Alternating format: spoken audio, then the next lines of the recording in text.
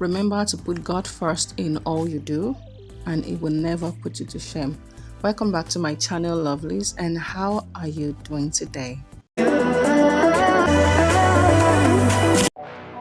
If you want to learn how to use this extension braid, then keep watching this video. Thank you. Stay tuned. I'll see you again.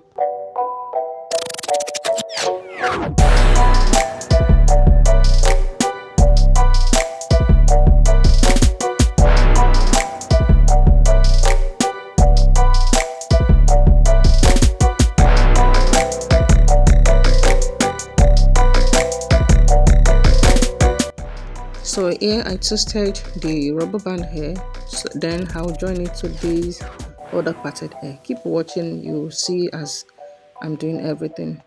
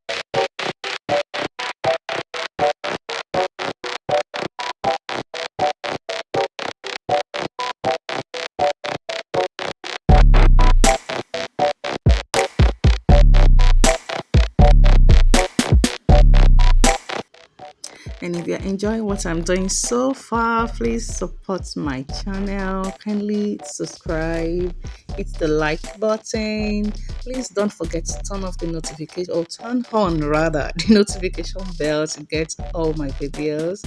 Send in your comments. I would love to read from you. And to my returning subscribers, I love you all. You sure know I do. Thank you so much, and God bless you tremendously. And now we're done with our creative hairstyle. Just take a look at the beauty. So if you want to know how I make this ready to use hair extension, please check the link above. Once you're done watching this video, kindly check the link above. You'll see the short video I made for that.